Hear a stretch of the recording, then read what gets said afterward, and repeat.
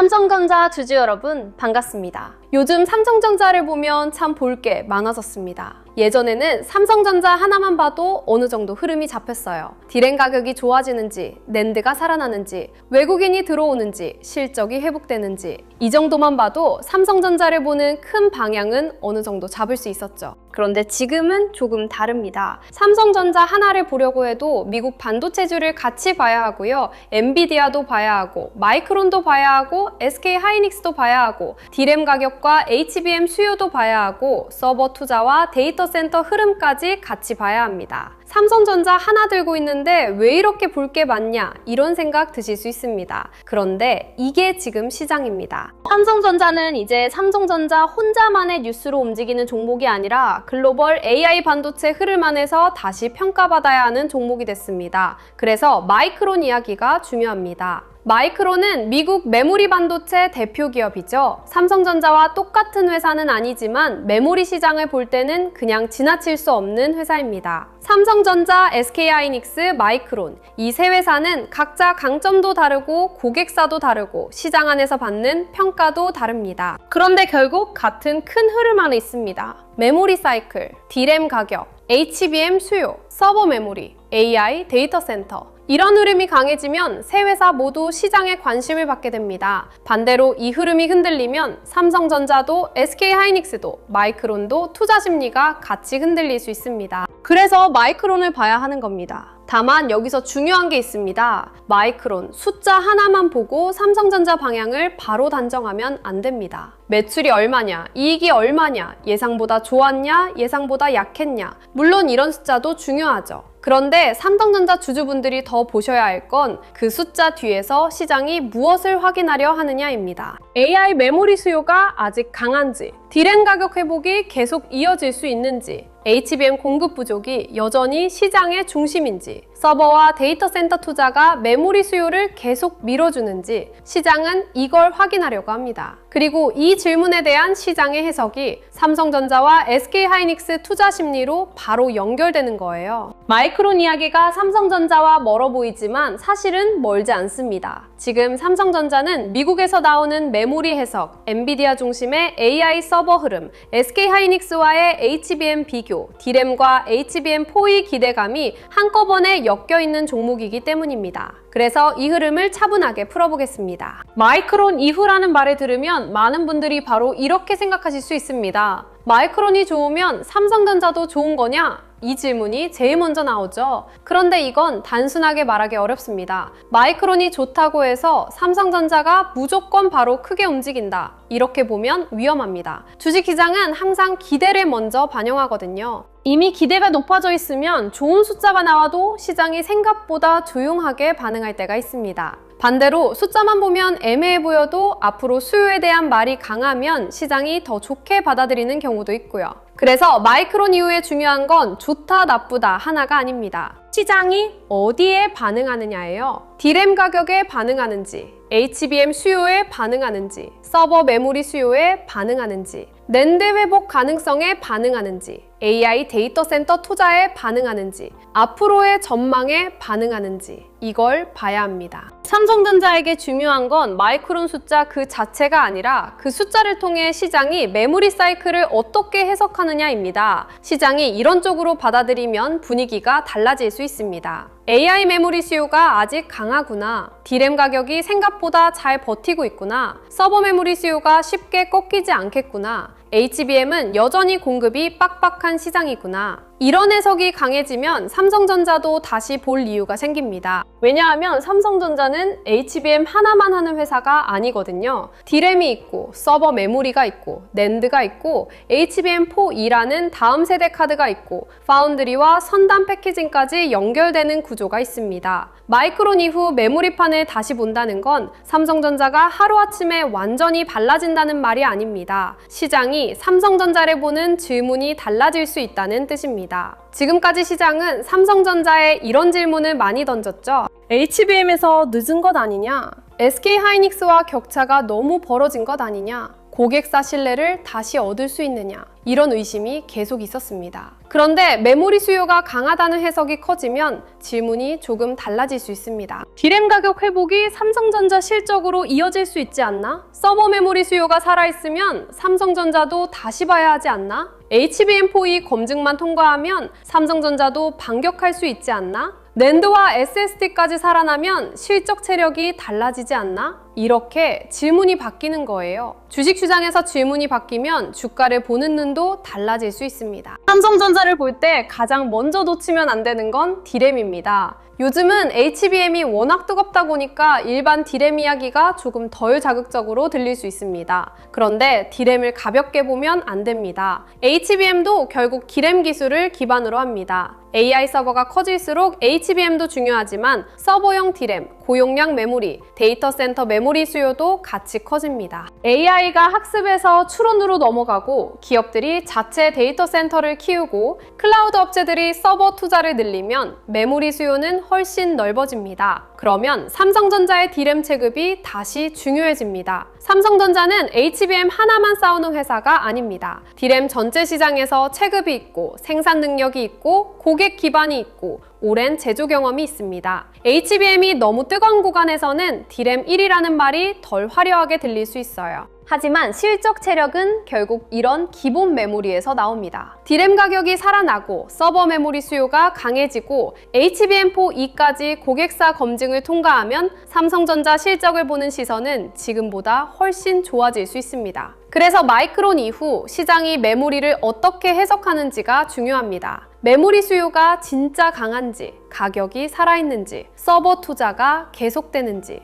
이 답이 강해지면 삼성전자도 다시 넓게 봐야 하는 종목이 됩니다. 다음은 HBM4E입니다. 삼성전자에게 HBM4E는 그냥 새로운 제품 하나가 아닙니다. 시장 신뢰를 되찾기 위한 시험에 가깝습니다. HBM3E 구간에서 삼성전자는 분명히 아쉬운 평가를 받았습니다. SK하이닉스가 먼저 시장 신뢰를 얻었고 AI 메모리 대표 스웨즈처럼 움직였죠. 삼성전자는 그동안 검증이 남았다, 수율을 봐야 한다, 고객사 납품을 확인해야 한다, 이런 말을 계속 들었습니다. 그러니까 HBM4E에서 삼성전자가 해야 할 일은 분명합니다. 고객사 검증을 통과해야 하고요. 양산 안정성을 보여줘야 합니다. 전력 효율과 발열에서도 신뢰를 줘야 하고요. 패키징까지 포함한 전체 시스템 경쟁력도 보여줘야 합니다. 마지막에는 실제 납품과 실적으로 이어져야 하죠. 여기까지 가야 시장이 삼성전자를 다시 크게 봅니다. 샘플 공급은 시작입니다. 검증은 문턱이고요. 양산은 실력입니다. 납품은 숫자입니다. 그리고 숫자가 나와야 주식시장은 본격적으로 믿기 시작합니다. 마이크론 이후 메모리 수요에 대한 기대가 강해질수록 삼성전자 HBM4E의 의미도 더 커질 수 있습니다. 왜냐하면 고객사들은 안정적인 공급망을 원하거든요. AI 메모리 수요가 계속 커지면 한두 회사만으로 모든 물량을 감당하기 어려울 수 있습니다. 삼성전자가 품질과 양산을 증명할 수 있다면 추가 공급자로서의 가치가 커질 수 있습니다.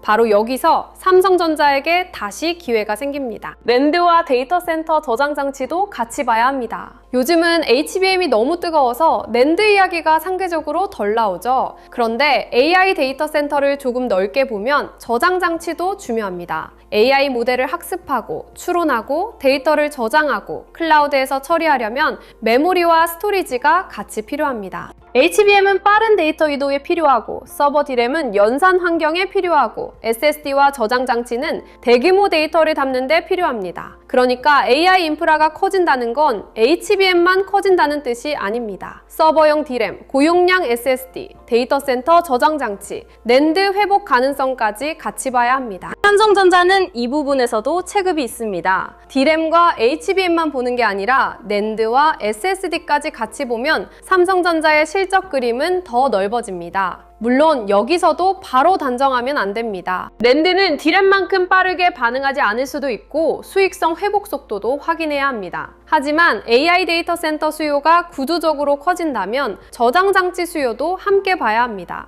이게 삼성전자를 단순 HBM 경쟁만으로 볼 수 없는 이유예요. 삼성전자가 답답해 보이는 이유는 시장이 아직 이 여러 조각을 한꺼번에 인정하지 않았기 때문입니다. D램 체급도 있고 HBM4E라는 다음 세대 카드도 있고 낸드와 SSD도 있고 파운드리와 선단 패키징까지 연결되는 그림도 있습니다. 그런데 이걸 따로따로 보면 삼성전자가 왜 다시 평가받을 수 있는지 잘 안 보입니다. 삼성전자 주가만 보면 답답하고 SK하이닉스만 보면 비교 때문에 마음이 흔들리고 마이크론만 보면 미국주 이야기처럼 느껴지고 HBM만 보면 삼성전자가 늦어 보이죠. 그래서 이런 시장에서는 종목 하나만 보는 것보다 돈이 어디서 어디로 번지는지를 같이 봐야 합니다. 마이크론 이후 메모리 기대가 미국 반도체주로 갈지, SK하이닉스 HBM으로 먼저 갈지, 삼성전자 D램 회복 기대감으로 붙을지, HBM4E 기대감으로 연결될지, 후공정과 패키징, 장비주로 퍼질지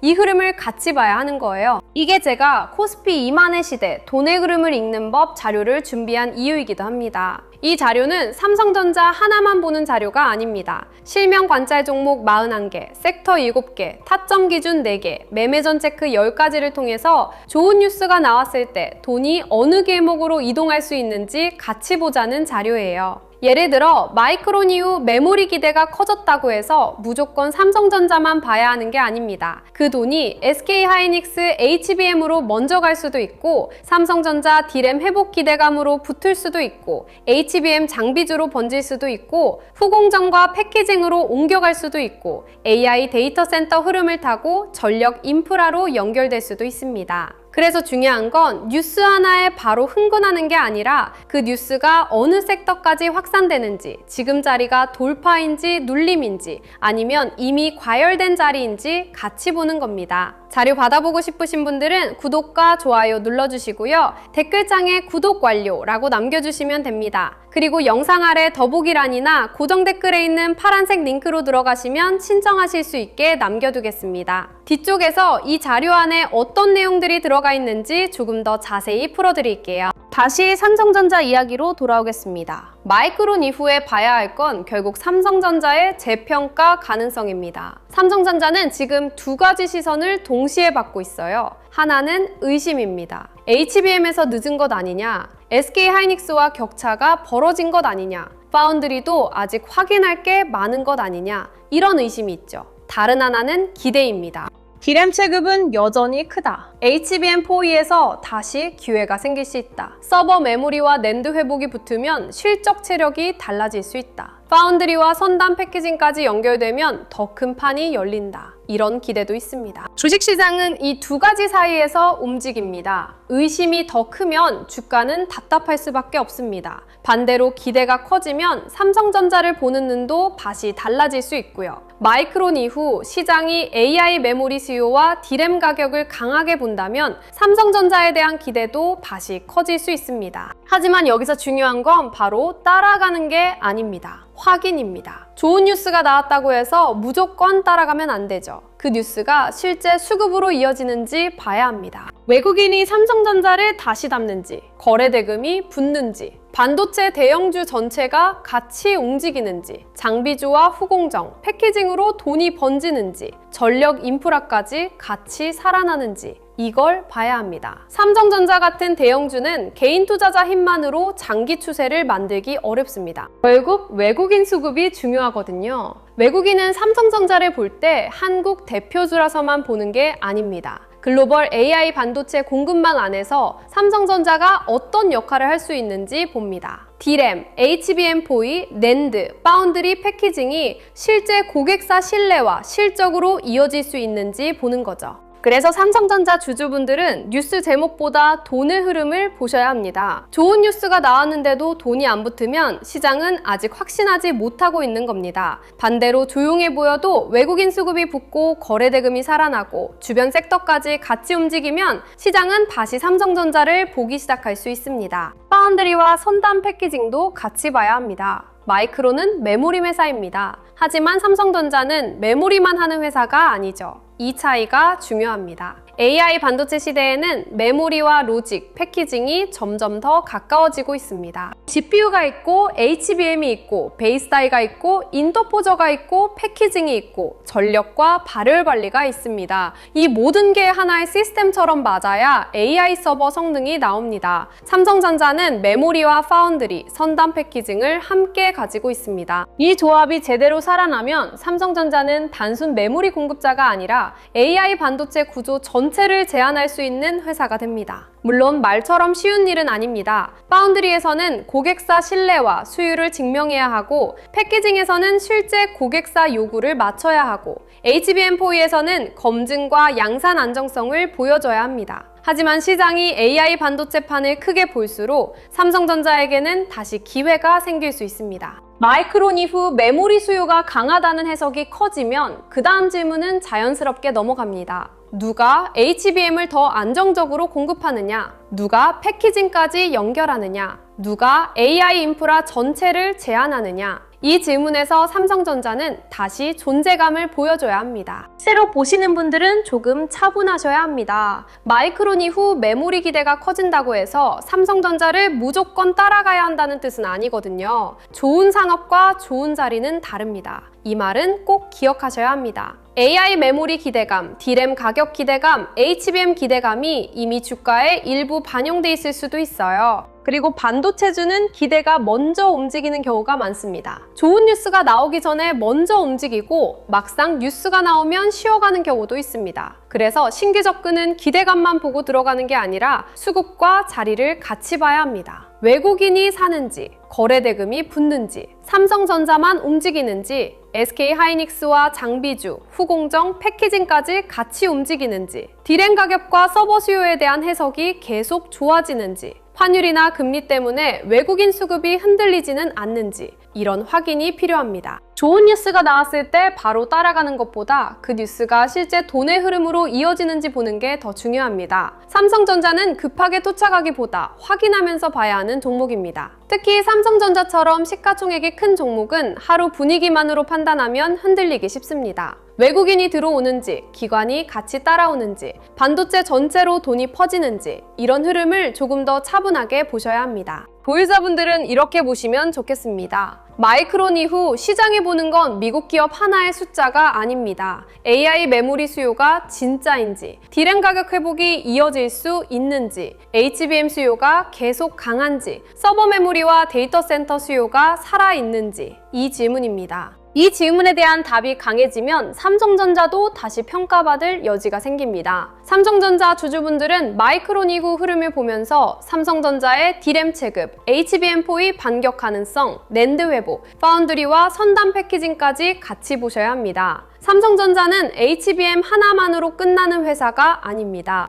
하지만 시장이 그걸 인정하려면 결과가 필요합니다. 고객사 검증이 필요하고, 양산 안정성이 필요하고, 실제 납품이 필요하고, 외국인 수급도 따라와야 합니다. 그러니까 지금은 흥분보다 확인입니다. 마이크론 이후 시장이 메모리판을 다시 본다면 삼성전자도 그 안에서 다시 질문받게 됩니다. 그 질문에 답할 수 있느냐가 중요합니다. 그리고 바로 이런 이유 때문에 삼성전자 하나만 따로 보면 판단이 좁아질 수 있습니다. 마이크론 이후 흐름도 봐야 하고, SK하이닉스 흐름도 봐야 하고, 엔비디아와 AI 서버 수요도 봐야 합니다. D램 가격도 봐야 하고, HBM 수요도 봐야 하고, 서버 투자 흐름도 봐야 하죠. 여기에 환율, 금리, 외국인 수급까지 붙습니다. 이걸 매일 혼자 다 챙기려면 솔직히 너무 어렵습니다. 그래서 제가 준비한 자료가 코스피 2만의 시대, 돈의 흐름을 읽는 법입니다. 이 자료는 종목 하나를 찍어주는 자료가 아닙니다.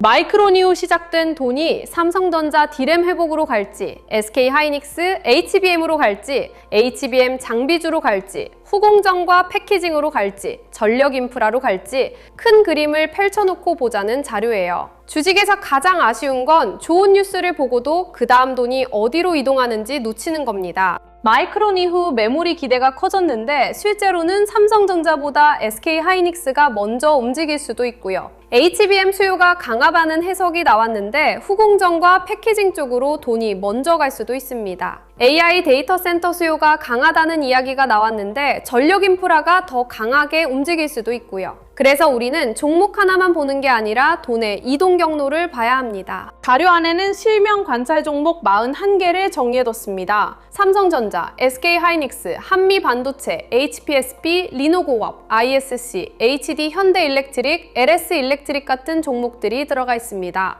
이건 무조건 사라는 종목표가 아닙니다. 돈이 어느 길목으로 번질 수 있는지 미리 펼쳐놓고 보기 위한 관찰 리스트에 가깝습니다. 섹터 7개도 같이 정리했습니다. 반도체 대형주, 전력 인프라, 반도체 장비 소부장, 후공정 패키징, 증권, 금융, 자동차, 자율주행, 저평가 대형주. 이 7개 섹터를 같이 보는 이유는 간단합니다. 마이크론 이후 메모리 기대가 커져도 돈이 삼성전자 하나에만 머무는 게 아니라 글로벌 메모리, HBM, 파운드리, 패키징, 장비, 전력 인프라 쪽으로 같이 번질 수 있기 때문입니다. 특히 요즘 같은 시장에서는 한 종목만 붙잡고 있으면 돈의 방향을 놓치기 쉽습니다. 삼성전자가 답답할 때 오히려 다른 길목에서 돈이 먼저 움직일 수도 있고, 반대로 주변 종목들이 먼저 움직인 뒤 삼성전자가 뒤늦게 따라오는 경우도 있습니다. 그래서 큰 그림이 필요합니다. 타점 기준 4개도 넣어뒀습니다. 돌파, 눌림, 회복, 과열, 회피. 좋은 뉴스가 나왔다고 무조건 따라가는 게 아니라 거래대금이 붙는 돌파인지, 큰 흐름 안에서 쉬어가는 눌림인지,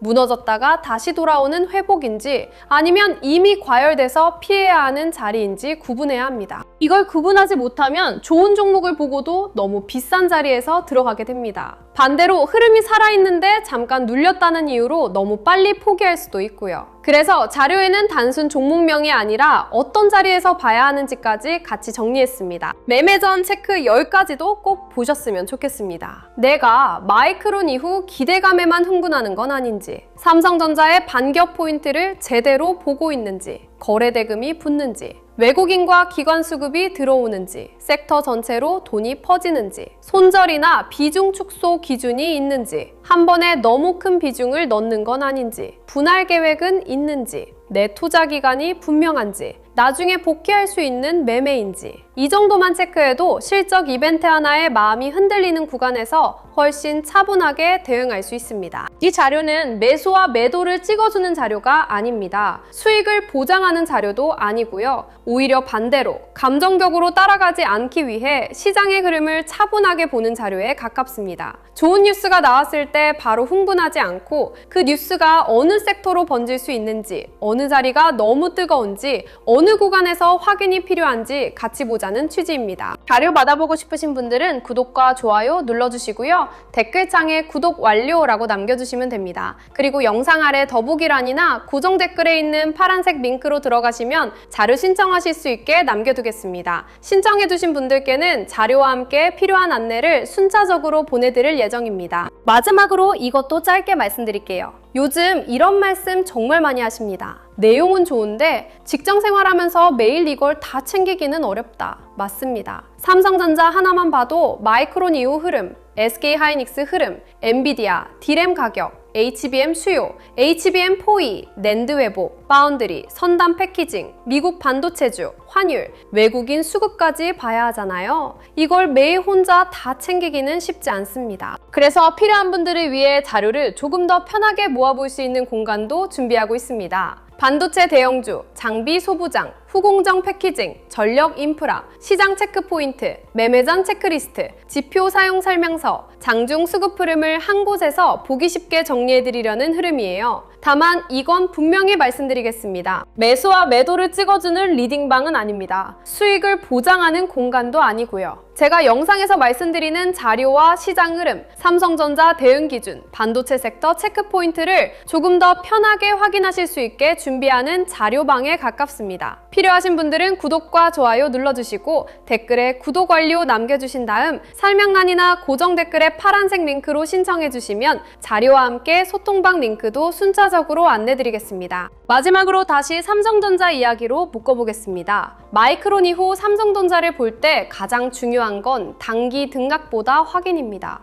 AI 메모리 수요가 진짜인지, D램 가격 회복 기대가 계속 이어지는지, HBM 수요가 계속 강한지, 서버 투자와 데이터 센터 수요가 살아있는지 이걸 봐야 합니다. 삼성전자에게는 D램 체급이 있고 HBM4E라는 다음 세대 카드가 있고 낸드 회복 가능성이 있고 파운드리와 선단 패키징이라는 더 큰 그림도 있습니다. 하지만 시장은 아직 확인을 원합니다. 그래서 마이크론 이후 흐름은 삼성전자에게 중요한 미국발 시험대입니다. 시장이 메모리 수요와 가격 흐름을 강하게 본다면 삼성전자에 대한 해석도 좋아질 수 있습니다. 반대로 기대가 너무 앞서 있었고 앞으로의 수요를 의심하는 분위기가 커진다면 단기 변동성도 나올 수 있습니다. 그러니까 지금은 흥분보다 확인입니다. 삼성전자 주주분들이 기억하셔야 할 말은 이겁니다. 마이크론 이후 시장에 보는 건 미국 기업 하나의 숫자가 아닙니다. AI 메모리 수요가 진짜인지 확인하는 삼성전자와 SK하이닉스의 시험대입니다. 삼성전자의 진짜 반격은 D램, HBM4E, 낸드, 파운드리, 선단 패키징이 하나의 그림으로 인정받을 때 시작될 수 있습니다. 오늘 내용은 여기서 마치고요. 다음에는 마이크론 이후 삼성전자와 SK하이닉스, HBM 장비주, 후공정 패키징 쪽으로 돈이 어떻게 움직일 수 있는지 더 자세하게 짚어드리겠습니다. 끝까지 시청해주셔서 감사합니다.